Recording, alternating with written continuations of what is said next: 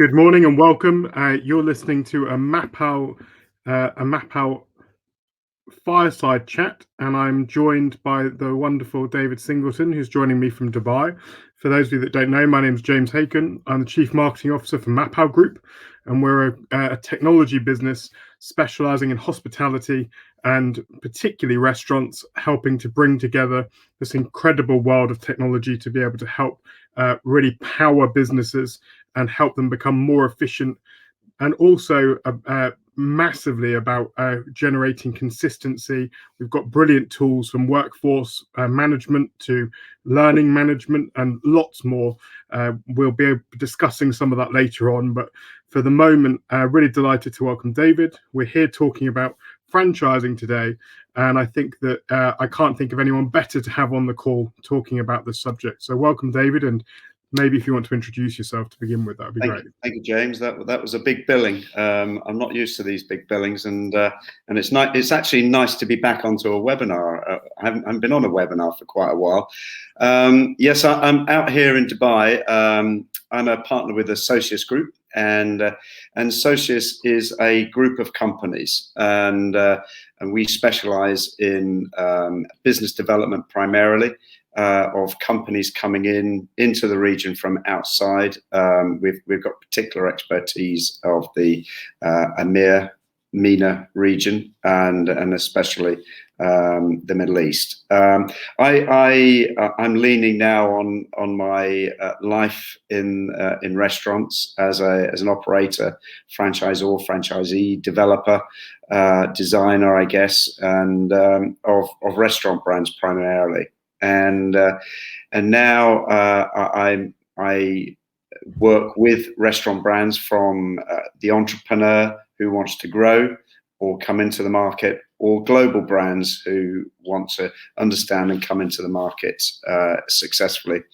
And franchising, I guess, is something that has become an area of expertise of mine, and I actually quite enjoy it. And especially with my last role, where I guess I retired from the corporate boardroom with Hard Rock that I worked with around EMEA and Asia. And in terms of one of the things that I think when we talk, and obviously we've known each other for a while, one of the things that really strikes me is that your experience moves from kind of the days of M&B, where you were working within managed businesses and big brands and growing brands, and I think it's also worthwhile pointing out that both of us share the same background of having started at the very bottom of the hierarchy in hospitality and moved away up, which I think is a real positive move, because it means you absolutely understand everything about the sector, right? But yeah. I think that you obviously moved from that into the roles in Russia, which I'm sure you'll come on to, which kind of started into that franchising space and managed and franchising.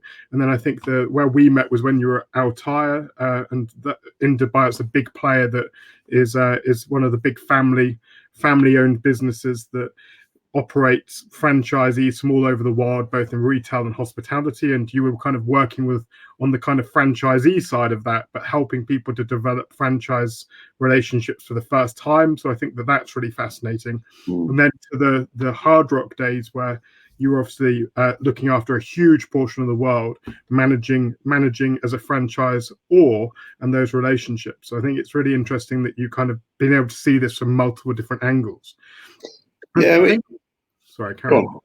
I think on that point, my question really is that often I hear, and perhaps pre-pandemic, we used to hear really regularly from investors particularly, that look, franchise isn't the way forward for business models. It means that there's not consistency. It means that, and there was kind of lots of reasons put forward, but clearly some of the biggest businesses in the world in terms of our sector are franchise based, right? I mean, McDonald's, Yum Brands, RBI, those guys. I mean, it's clearly the biggest businesses in the world are franchise based, but there's always been some degree of reluctance. It's fascinating to me that over the last year, we've seen somewhat of a shift of that, and it feels like everybody's looking at franchising. I mean, perhaps most notably, it was very clear that Clive Shee, from the former CEO of Pret, had kind of very categorically ruled out franchising for Pret, and that they were a managed equity-based business in terms of the way they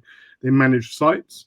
And we've now seen under the current CEO the recruitment of someone to head up franchising, which clearly opens the door to that whole world. So I'm really interested to understand, I mean, why is it that brands should consider franchising? I mean, what's the benefit of that model? Well, I guess as a franchisor, you're growing your brand and growing your business through others, and so you're not expending your own capex into your own brand. You're carefully selecting others to do that with you, and I think if you use Pret as a brilliant example, at one stage it was absolutely a no-go to franchise, and they've dipped their toe in the water, and they're being extremely focused about how they grow, so they have very particular countries where they want to go that's near their homeland. They're not spreading themselves around the world. They've chosen agents, if you will, to work with, who understand the market, understand the countries, and carefully select the right partners in which to grow with. And I think if they do that in a really careful way, then they will grow successfully. Pret is a brilliant brand, as we all know it, where it's brand in every way. From the minute you look at the store, you feel the advertising and you see it everywhere as this way, isn't it? And then to kind of bring in people from outside the family, you really do put yourself at risk. So Pret are a brilliant example. I'm working with small and large companies, as you know, James. And if I use an example of a franchise here, it's a very small startup incubated with a large organization. It's a chicken brand called Jailbird. And this was the dream child of the executive chef and the marketing manager.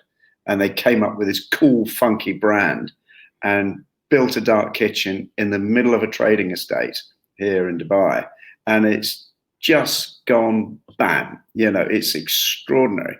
And this year they'll open 10 new units, but completely unconventionally. Because they know the market, they know the ground. They're not a big organization. They're entrepreneurs with entrepreneurial spirit. With this, and I call it this. They're going to grow conventionally, but unconventionally with their branding and where they have their locations, how they activate their social. But within that, and where I've kind of come in, really, my experience of working globally, working with large brands, we'll make sure we have that backbone of steel when it comes to their systems, their leadership, their staffing, their learning and development, and those kind of things, and that will enable their growth.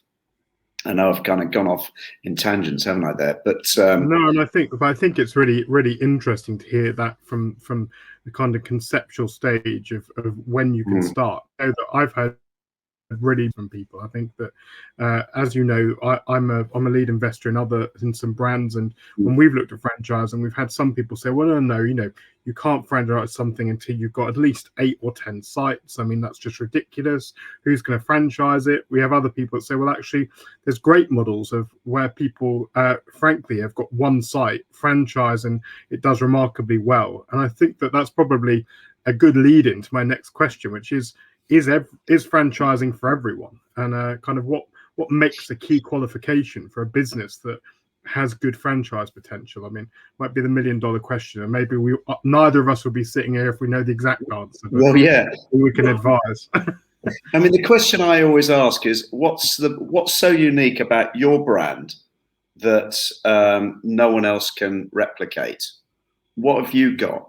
Is it your brand imagery? Is it your recipe? Is it your product? Is it how you go about your business? And if you've got something that is truly unique that I can't copy, then great. I mean, I'll reflect back about 400 years when I was at M&B, which, believe it or not, that's when I did have my first franchising experience, and I worked with a guy called Tony Hughes, who many of us know in the UK in the Fridays days. He Whitbread, visionary, decided that they wanted a franchise brand to teach that big global brewing giant on how to do things differently. And Tony was dispatched off to America to find the dream brand to do that. Turned out to be TGI Fridays, and they opened in the late 80s. Later on, Tony joined the M&B board as managing director of the restaurant group and had that same vision. You know, we saw this extraordinary large company of exceptional leaders and exceptional brands, but we really weren't moving forward. And the leadership team within TGI Fridays in those days had moved to Bennigan's, and we were one of two franchisees that actually took the brand. And our intent was to learn everything about Bennigan's. What was it about their leadership, how they grew their business, how they developed their menus? What was it about that brand? And I was dispatched into that brand to actually bring it from America over to the UK. And that's really where I learned a lot of what I do now, James. And I always talk through my coaching world about, you know, our rookie skills. You know, we are just grown-up waiters and restaurant managers. That's all we are. We've just done it, and we've been around the world, and we've learned from people. And one of the first things that I learned was what works in America isn't necessarily going to work in England or the Middle East or Russia. We have to take a brand and globalize it and localize it. And you know, I've been working with a coffee brand, taking it from America and taking it into Saudi Arabia. A boutique coffee brand in Orlando is not going to work in the same way in Jeddah. You know, just through seating and floor space, range, flavor profiles, etc., etc. So I'm trying to add sugar, right? But so it isn't for everybody, James. So what have you got that no one else can replicate with any level of ease? And if I take Donna, your Donna brand, that, yeah, we could copy that, couldn't we? But what you've got within that brand is culture, branding, and you have a beautiful model there that can be replicated very, very affordably. That's a brand that we could franchise very easily around the world. And I think it's quite interesting. I think when you talk about what's unique about it, I always think with a branding hat on that people go too far down a route of being that nobody else can do it, and it absolutely needs to be completely unique. And I think to me, the uniqueness doesn't necessarily need to be one absolute thing you can put your finger on. I think it can be about the operating model, the mechanism you've created around it. It can be, because I think that often the thing I get thrown back at me and is that the kind of the KFC spices and what are your spices? And I think to me it's like, well, actually I'm not sure that that's what people are really talking about. I think it's about the uniqueness of the overall proposition, and as you say, it's about packaging it in a way that works. But it strikes me as well, having worked with lots of franchisees on it's also about the support around that, because I think there's lots of people that want to operate businesses, they want to be able to go and run restaurants, but frankly don't have the experience or don't have the desire or the creativity to go and create something themselves, and are very happy to pick something up and operate it really well within those guidelines. And I think that we often think within franchising that we're talking about ma and pa operators as franchisees, but of course you and I know that that's just not the case. I mean, there are some great small businesses. I mean, we have a very good community in the UK. I was speaking to someone last week that suggested that there's probably around 3,000 what we'd call professional franchisees in the UK that have multiple sites, perhaps of the same brand or of multiple brands, that are running those businesses really effectively and making a lot of money from it. I mean, most notably Domino's franchisees, it's Starbucks franchise, and so on and so forth, who then move into other spaces. And then, of course, you've got the big players, right? Like your SSPs, your Amrests, your these kind of very big, and you've got lots of them in the Middle East as well, that are kind of gobbling up the international rights for huge regions. And these people are absolutely, I mean, probably, frankly, better operators than the franchisors at times of these brands. And I think it's interesting you mentioned TGI Fridays, because I worked closely with some of the former leadership team there, and got to understand that business quite well at one point a few years ago. And it was interesting that at the time, the US were looking to the UK to help them drive the US innovation for that brand, because they saw the UK doing things better and differently. And interestingly, they hadn't necessarily moved it into the place of being a kind of casual dining brand at the point in the US. It was still seen as being a bar. And then they took a lot of learnings. And then subsequently, and I think you look at what's happening now under the current leadership, looks like they're actually reversing that back slightly and maybe taking more learnings from the bar side in the US back here, perhaps, because it feels like it's doing the reverse. So it's definitely a really interesting wave from my perspective.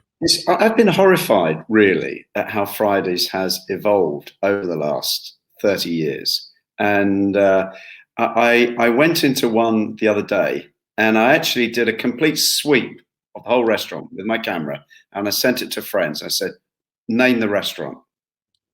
Because there was nothing in that restaurant that was reflective of Friday's core values. Now, what's happened, so people who understand the true TGI Fridays, the stories, the theories, the corner bar theory, the story about the propeller, the story about the canoe in the restaurants. These restaurant brands have real reason for being. And this restaurant, it had the propeller in there. It was an apology over a propeller that nobody knew why it was there. It was just above the bar. We have a propeller above the bar, don't we? It was in the design brand guidelines, right? So a designer ticked the box, and that's all that matters. Yeah, it was really, really sad. But I'll give you two stories, actually, and one of them about becoming a franchisee and being that entrepreneur. And it was one of my last deals I did with Hard Rock. And I was asked, when I took handover of the business, and I was given a list of interested parties, and there were all kind of comments next to it, yes, strong lead, weak lead, and so on and so forth. And there was a name on there, David Tilley, from Newcastle. And I was told that, Hard Rock had been to England and it hasn't worked. All right. Okay. So never forget that Hard Rock was born in England. It is not an American brand. 1971 on Park Lane, two guys converted a Rolls-Royce showroom, and Hard Rock was born 50 years ago this year. In fact, I think next month. So, and it's the same thing. If you have a strong brand, put it in the right location with the right leadership and run it well. It is not hard. Running restaurants isn't hard, but it's so easy to screw up. So, and that would be why many of the operations didn't work. So I got on the phone to this fella in Newcastle, a lifelong Hard Rock fan, like many Hard Rock fans. It's the only brand I know that has fans, and I met them around the world as I travelled. So this guy was a fan. He then said to me, David, I want to bring Hard Rock to Newcastle. Sure. What is it you do? Well, actually, I build furniture for nursing homes.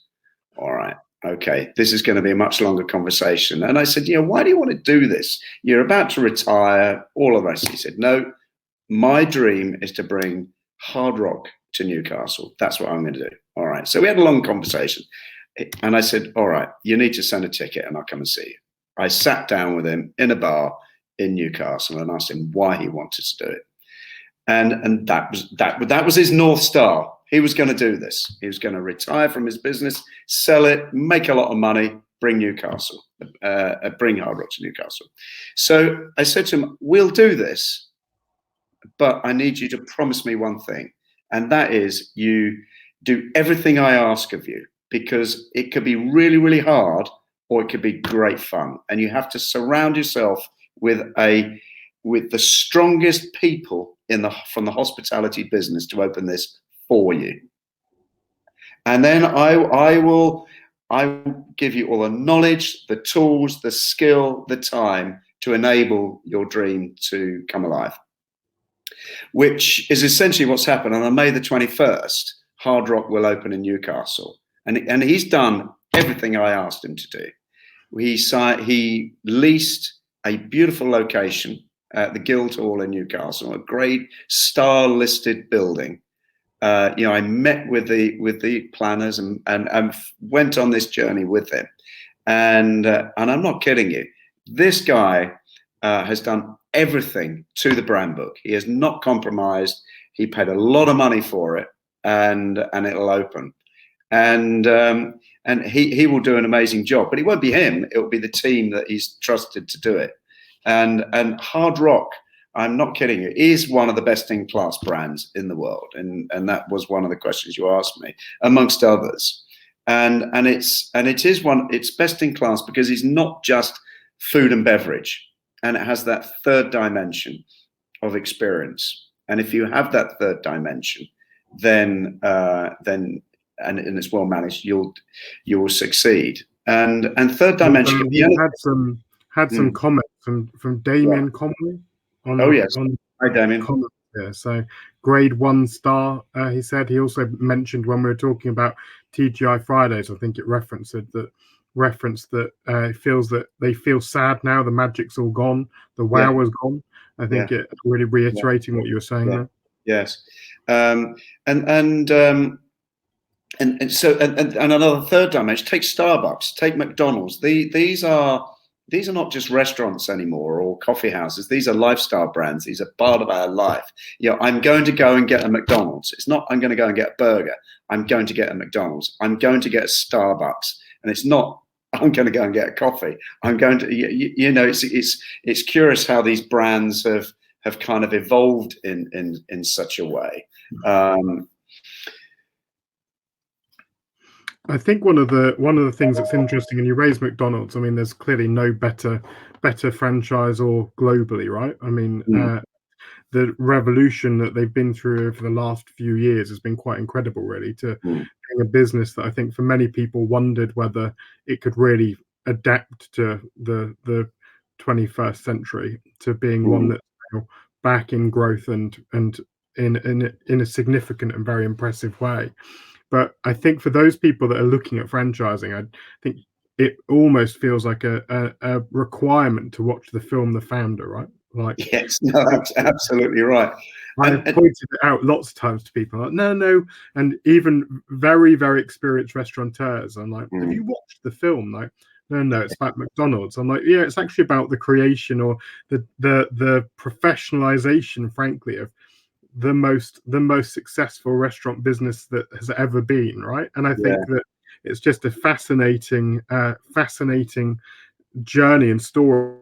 And the one thing for me, I've probably broken the law by showing it in presentations where I shouldn't have done, is the scene on the tennis court where they're sketching out with chalk on the floor the kitchen space. And I think that absolute scientific methodology of getting things right is really fascinating in terms of making sure that format works. And I really can't underplay that you said before, that it's easy to operate restaurants. And of course I know that there's a degree of cheekness about that, because I think what we do know is that the margins can be super tight, right? So 1 or 2 percentage points on labor, or 1 or 2 percentage points on food cost, and over portioning and so on. I mean, we have both seen it within the businesses we operate, can make it move from a very profitable business to a very, very unprofitable business. And I think, Well, we took so many learnings from that exact piece of the film with Donna, and I think we've talked about it within other businesses, is that if you can get that kitchen format and your processes right to a point where you can't overportion, everything's absolutely done to the letter. That's the key, I think, to make this work really, really effectively. Then layering on that the culture, the passion, the training, the learning, but that base feels like it has to be there. I mean, the reason that we haven't grown the I Am Donna business past 3 sites yet is because we've been learning that the hard way. I mean, and tweaking and tweaking and tweaking. And I think just now we're at a point where from the same businesses, the volume we can put out in those businesses has almost doubled within 18 months of operational improvement with a much tighter team. And I think that it's a really fascinating step in terms of working through that process. One of the things within MAPAL Group that we've developed is a product called Digital Twin. And Digital Twin is, for all intensive purposes, for those people that are into computer games, it's like The Sims. So you build a simulated environment of your restaurant, and we layer everything within it. And it's almost the 21st century version of what the McDonald brothers did on that tennis court with sketching out with chalk. And what we're able to do is use that and move equipment around, move people around, and so on, and create optimized models and run amazingly complex mathematical models through this, so that it gives you every potential variation over a very long period of time to see just how and where things can screw up and how we can make that better, and we can pre-plan for that. And also in terms of labor, because I think it's amongst the most important things in hospitality. Within the labor modeling, we're able to absolutely get it to a point, and this is used by KFC in different places around the world. It's used by Taco Bell. Like Yum have really embraced it. We're now working with a large coffee brand that I can't mention by name, but the one mentioned earlier, but another very big one. And that brand is looking at the same thing: as how do we get those sites optimized in terms of labor and getting the right people in the right places. It's really very fascinating. And it's true, but as franchisors, I don't know why I'm pointing myself, but as franchisors, it is their responsibility to provide all the systems and the tools and the knowledge to enable profitability of that franchisee. The franchisee is buying expertise, and the best sales tool in the franchise world is a wealthy franchisee who's making money out of your brand. It's very, very simple. And again, I'm not oversimplifying it, James, because it's hard, isn't it? And you've been there and you've done it. And the beautiful thing with your MAPAL technologies is that you can create that very powerful eco. And I was sitting with the CEO of a large company here yesterday in Dubai, and we were reflecting about labor. And here, labor is cheap in comparison to I guess Europe, America, the Nordic region. Takes France, for example. I mean, there is no place more challenging. I suppose France, Sweden, Stockholm, these places are very, very challenging. Here, we can get a bit more, I suppose, lazy when it comes to it, and throw labor at it. 6 people behind a coffee till, whereas in England you can't afford to have 2, 1.5, and you really are working to 10 minutes. But I do believe in the Middle East, where I think there's an opportunity where you can optimize fixed term contracts in a restaurant. We can optimize recipe management, because we can generate high margins here. So I think it's a great opportunity. And I know you and I are going to be working together on a lot of these products in franchising. And I think that when it comes to the P&L, when it comes to people, when it comes to branding, when it comes to reputational management, you know, what are people telling us about our brand against our other benchmarked competitors out there? There are so many tools out there as a franchisor to help, and that's really what I spend a lot of time with people who come to me asking me to help them. They think it's easy franchising. It's not actually. No, and I think being able to have oversight and understanding of what's happening within your business is the first Yeah. part. Is that there's that old mantra: you can't manage what you can't measure, right? And I think that for a long time, that's been a big challenge of hospitality. Look, it gets to the end of the week or the end of the month even, and I don't really know what my labor is going to come in at because I've not been monitoring that as I go. And I think on a base level, you know, we've now seen the digitization of roster solutions, and we've got this workforce package that delivers on that. But I think that there's more work to be done. I mean, one of the things that we see working with the likes of Yum Brands and with Burger King franchisees and others is that actually there are very clear models. I mean, and there are very clear formats of stores and kitchen formats and so on within these businesses. And once you've got that captured, there are very clear models of how many people you need in what spot and what skills they need to have, or what we would call competencies. So you've got to have certain competencies within certain stations. Those certain stations need certain numbers of people for certain volumes, and I think that that's the work that it's fascinating to me that we still have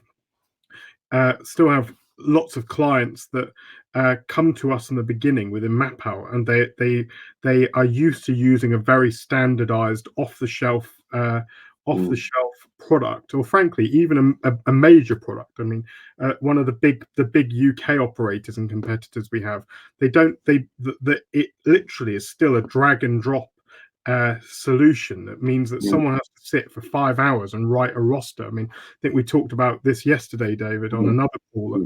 We have an agreement with Five Guys. They've got a site in the Champs-Elysees, which is hundreds of staff. I mean, it's a hugely busy site, and someone would spend almost a day writing their roster every week. And it's the case of trying to understand and dragging and dropping and trying to, and actually that can all be automated. I mean, we've worked on the most incredible productivity engine that takes these and creates labor tables, allows you to understand based on sales and where they're coming from. So is it through the drive-through? Is it from a kiosk? Is it from a server? Is it all of those elements, and producing something that ultimately is the most effective model for you? And I think that, I mean, you can see on a website, and I don't want it to feel too salesy, but it's just fascinating that for me, coming from a world where I've never seen it before, to start working with a business and businesses that have got it to this scientific degree feels really fascinating. And this isn't just the big players. I mean, we're working with people, as you know, that have got 2, 3, 4 sites who are doing the same work and getting the same results. I mean, we're talking one of those big brands, I think it's KFC, on our website shows that Iberia saw a 2.4 percentage point change. And they think that it's fascinating once, if you've got those models and you can start providing those models, and you can absolutely say to a franchisee, actually all you need to do is plug and play with this. Like, it's another reason that someone will choose your franchise over another franchise. And for the franchisee, of course, it fundamentally means that it's more money in their back pocket. I think the other thing we can't avoid there is that there does need to be some degree of, we're calling it human-centered hospitality. And what we've built within that is a solution that it's not just about more money in the back pocket for the franchisee, which whilst it's great, that's great, but they also need to retain those team members for as long as possible. And we've built availability solutions. That means that actually the team members can select when they're available, and it becomes more of a two-way street rather than a one-way roster solution. So it's been quite fascinating, really. But it's not all this. It's not all numbers, is it? So, I mean, what I wanted to do as a franchisor was actually monitor how my businesses are doing. not only from a fiscal perspective, but as a people-centric brand. So how are my people feeling today? What are my customers telling me about me? And we can do all of that now. Employee signs in, how am I feeling today? I'm feeling amazing, or actually I'm not feeling great. What is it about the fact that you're not feeling great? Can we build up patterns within that? Well, actually, the reason Mary isn't feeling great because you always put her on a close open. Had you thought about maybe flipping those shifts, or and so on and so forth? And we can do that, can't we now? Certainly with your solution. But I think now we've got these AI tools. It is perfectly reasonable as a franchisor for me to expect my franchisee to be number one in his category. And that's something that if I've got a donor business, for example, who are my nearest competitors? I can now monitor their activity.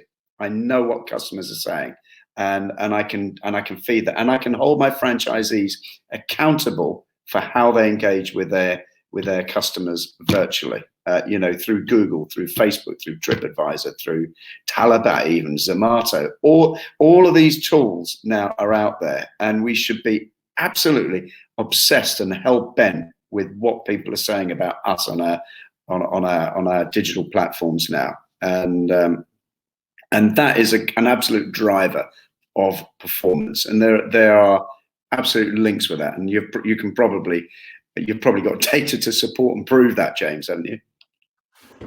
Yeah, no, absolutely. And it's fascinating that I also think that often site managers, particularly GMs and people operating businesses, they end up sitting on piles and piles of data, not knowing what to do with it, because you've got 16 different solutions being provided by 16 different people. They don't interconnect. Means that, I mean, we hear it over and over again, and I think it becomes a real struggle, because frankly, you don't get into restaurant management because you're a data analyst or you're a data expert. You get into restaurant management because you're great with people, you're an inspirational leader, probably, and someone that people look up to, and frankly, you're probably really passionate about food and drink and service. So why is it that we then expect these people to become almost mini CEOs and deal with everything in their site, from maintenance to administration to becoming an expert at scheduling or training, or I mean it's just crazy. And I think that's really the focus that we have at MAPAL Group, is exactly this. How can we provide one integrated operating system that brings together these best-in-class solutions, both our own and others, and create a tech stack, a solution stack that means that people, frankly, can get on with what's important rather than being caught up in lots and lots of things that aren't important for their business. And I think that for me, the less time I can get a manager sitting on a laptop, and the more time I can have them training and working with team members and coaching and greeting guests, the better the experience in that restaurant will be overall. Yeah, oh no, completely. I mean, I remember poring over sheets of paper, writing rosters, and but that was only if my assistant manager was sick, mind you. So, but I used to hate, I used to hate all of that stuff. But also in the world of franchising, James, it's a real job in selling this, because it's not a real job, but it's a challenge, because people just don't expect all of these things, the layers behind the brand, do they? I'm going to franchise a restaurant, or I've got a brand that I think I'm good to go, I'm good to franchise. I guess of 20 inquiries that I would have come in, maybe one or two might progress, because it's a scary world for a lot of people. And I know over the last year, whilst we've been in lockdown, I've worked with a guy, he's a friend of mine here in Dubai, and has a coffee business. And together, you know, on our terraces, he's a neighbor of mine, and we actually designed and created a brand that is a brand to franchise. So we have the, you know, what are all the elements that we needed to create something to franchise? And the first thing was its strong imagery and people, unique proposition, unique blends, and you know, easy to build. And the good thing for him is he's got very busy with his core business, so we got to find someone to build one now. So, but it certainly is all of those things. I think if we go full circle back to the first comment that I made about people feeling that they're scared about their brand kind of running away with itself and not being able to kind of manage and monitor and oversee it, and there being that protectionism, it strikes me that that ultimately the key to that is people, right? So the key to running a hospitality business effectively is people. It's having the right relationship with the franchisee. It's having those franchisees having the right managers. It's the managers having really great people that frankly care and want to deliver. And I always say that I think we worked out that within an average full service experience one day, there's 88 touch points that a human has on the experience. And frankly, that's an opportunity 88 times to delight or to disappoint. And I think that, and of course, in lots of ways, we are seeing automation, but we are a people-centered business. I mean, and hospitality will continue to be a human-centered business, and I think that we'll see this divergence between a continued divergence. I mean, we've talked about this lots in the past between food for fuel and food for experience, and that food for fuel will probably become more and more automated. I mean, we saw Taco Bell in the US launch their first digital-only store, so technology first. But on the reverse of that, you've then got food for experience and experiential dining and full-service restaurants. And I think that, frankly, after the last year of 14 months of sitting in our homes on our own, we recognise that there's a real need for human connectivity, and that humans will be and people will be center to that. But I think, for me, it's that we and I remember vividly lots of examples within my career where, as long as a person was in a position, like, that was all that mattered, because we just needed someone serving people. And I think that, I hope you don't mind me saying this, but I feel quite often coming to the Middle East, and particularly Dubai, that often it does feel that way. It feels like I'm being served by someone robotic. They know what they need to do, but they're not necessarily kind of representing the brand effectively. And I mean, my point to this is that given that we know that people are key to delivering that brand, that focus on people and making sure your brand is, if we want to see it consistency in your brand, it's got to be through people, right? And therefore training and learning becomes the key to that. And that's how we first got together talking about this to begin with, was Jailbird is working with us with our Flow Learning project. We're working on it with I Am Donna right now. And I think that the reason for that is that actually, what can franchisors give franchisees that make that whole learning journey and a cultural journey and creating and spreading a culture all easier, right? I mean, it would be great to get your view. And I mean, one story I'd love for you to tell is about the longest serving waitress at Hard Rock. Would be a fascinating one. Isn't it funny, Rita? I was actually watching some videos of Rita earlier on today, actually. Isn't that funny? She's 80 this year, Rita, and they wheel her out at all the openings. She lives on the west coast of Ireland, and she was one of the original waitresses in Park Lane, and she just has this instinct, when I opened the Hard Rock in the former Cumberland Hotel a couple of years ago, we brought her over just to be with the team, just to inspire, just to talk. And I was watching, and I've actually filmed a conversation she was having with a bunch of the hard rockers. And it's funny how you mentioned it, James. And all it was, how you feeling today? You feeling good? Did you get an early night last night? How did you get on the other day? And it's all these just motivational conversations that she had before the shift. Okay, come on then, let's go. Let's just go out and have a great day. And then as a leader within the business, she'll be on the stage with the people, singing songs. She'll be talking to guests. She'll be touching them on their shoulder, you know. And it's just these. And you talk about your 88 touch points. Sometimes it's just a hand on the shoulder. It's just, are you okay? Catch someone's eye, you know.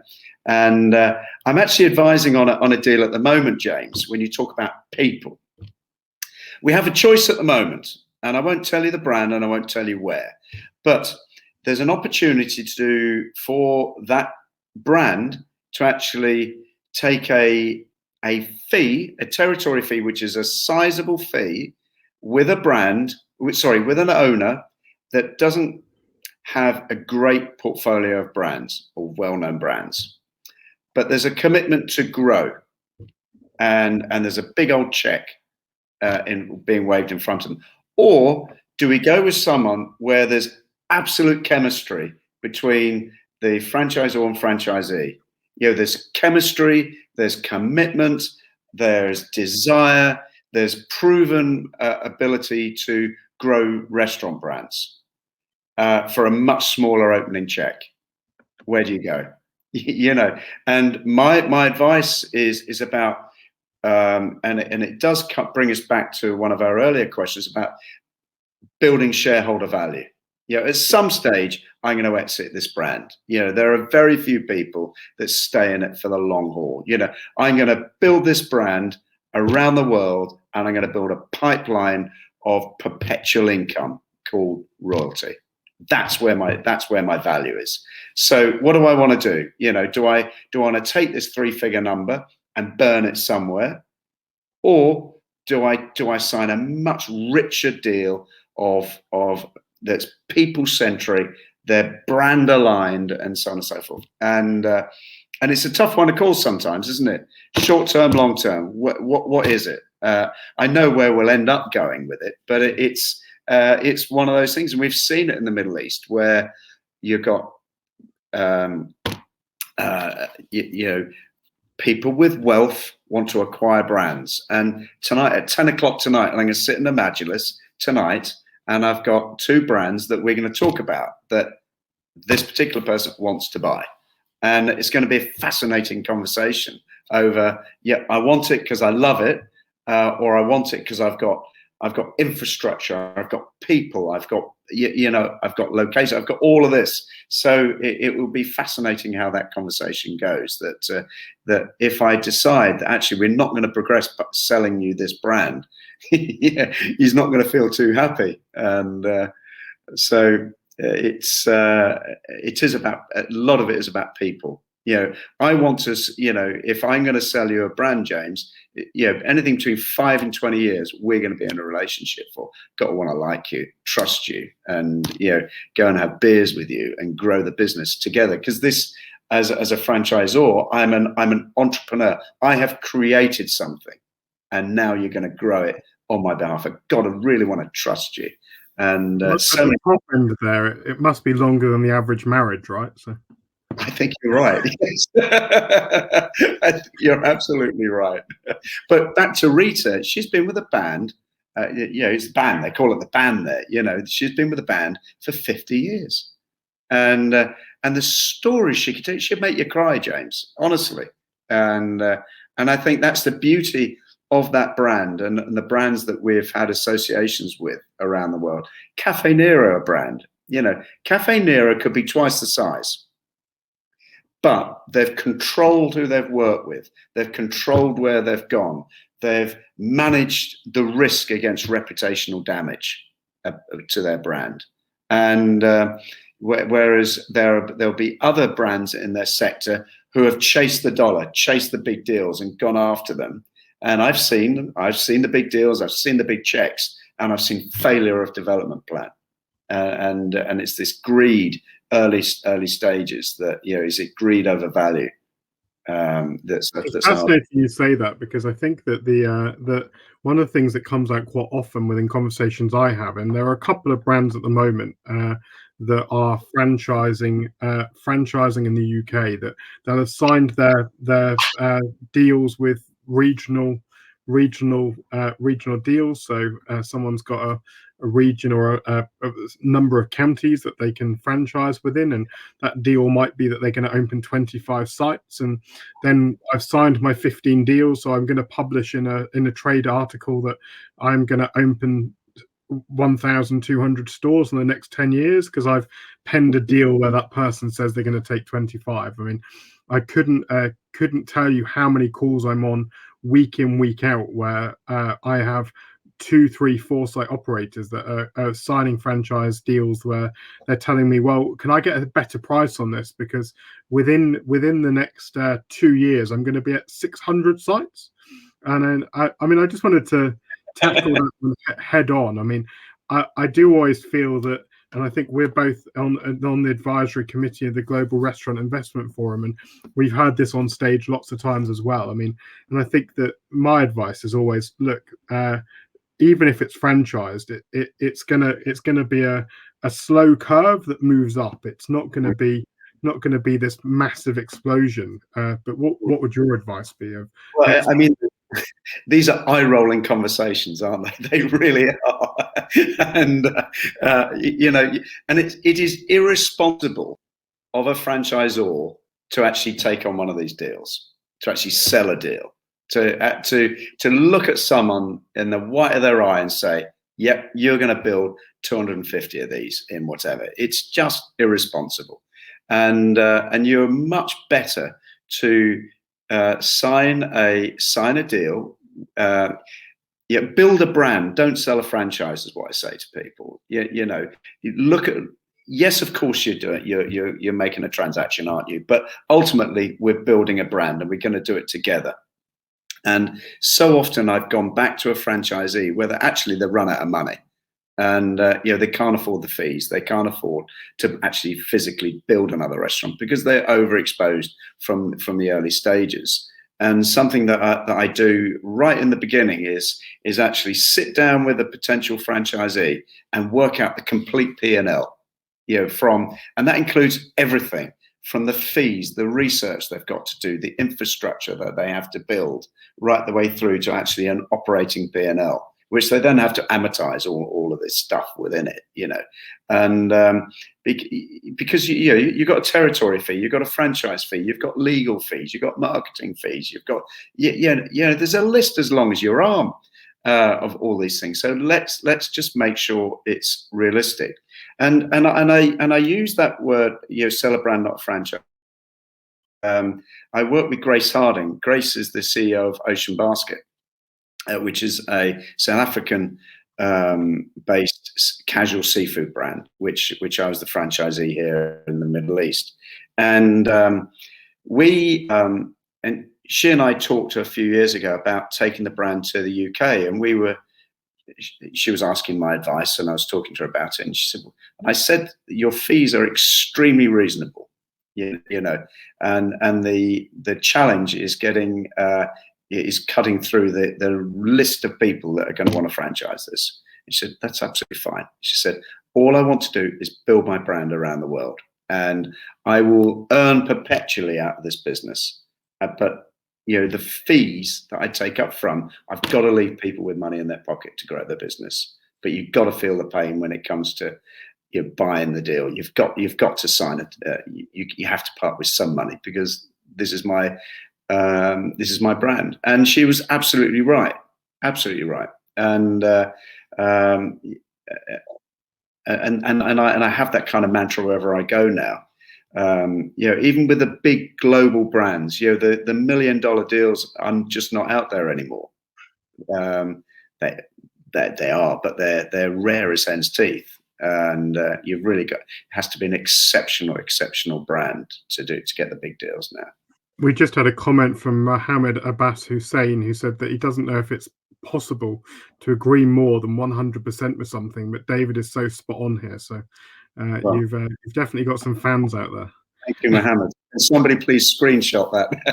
Thank you, Mohammed. I And think that at this point we've got 5 minutes left on the call. I mean, there's obviously some comments coming through, but if anyone's got any questions for David, then feel free to drop a question in, and I'm very happy to engage with the questions. But I think that for the moment, while we wait for those questions, and hopefully there'll be some come, I'm really keen to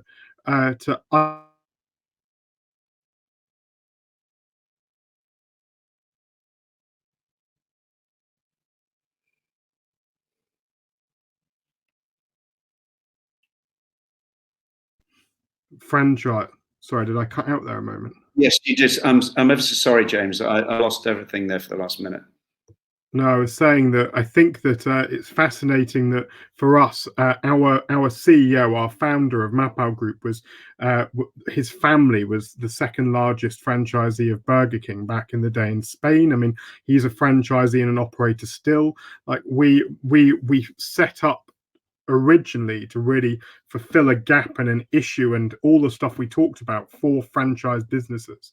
And I think that it's interesting as we work together on looking at the Middle East, because there's a lot of this going on in the Middle East. I mean, really just very interested to learn from anybody and anyone watching this live or as we go. I mean, look, this isn't a sales pitch, but we are really interested, both David and I and our senior team here, to have conversations with people to understand the pain points and issues you face, whether you're a franchisee or a franchisor, because we want to be able to build great solutions that help. And I mean, even if and it isn't about a sale today, it's about a relationship for the future. And I think that's really keen for and key for us as a business.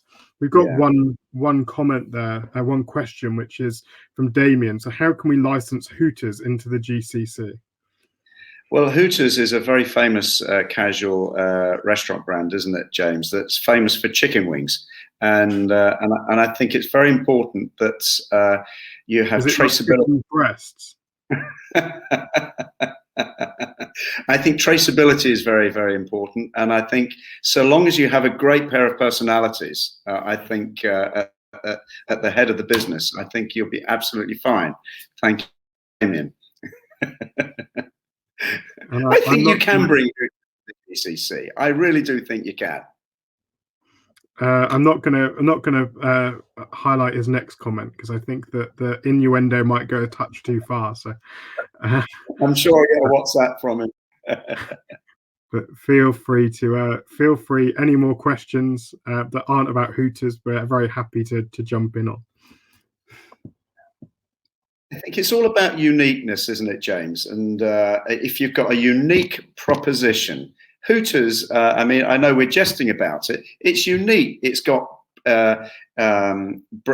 brand recognition. You know, it has strong visual branding, and it is ultimately an American roadside cafe. You know, where the truckers would go and have that third dimension I talk about, you know, food, beverage, entertainment, entrepreneurialism, experience. It's that third dimension that is essential in any restaurant experience now, in my view. It has to have that other dimension. And to add to your point, James, that if people want to have a half-hour chat with us, you know, they're very happy for that. They can drop us an email, and if they've got questions or they want some further insight, you know, we can have a Zoom call, or if I'm out and about in the region here in Dubai, yeah, you know, let me know. We can have a coffee, and we are here for the long term. We've been kicking around for long enough, and we're very happy to talk about if it's systems, if it's people, if it's advice, if it's branding, design, whatever it is. You know, we have the answers, I think, between the pair of us. And the last question from Damien to end. So what do you think should come next to the GCC? So what brands do you think would suit that region? I think right across the spectrum, from quick service to fine dining, and that there is opportunity for exceptional brands. I think that what's missing here, brewing is missing here. That will come. I'm actually working on a very exciting project in that regard. I think following on from that, you've got two other things. What about gambling? What about CBD? I think those are two things that are on the periphery that will come at some stage. And what I would say to people in this regard, people say to me, it's got to come, hasn't it? No, it doesn't. It absolutely doesn't. This is a Muslim country.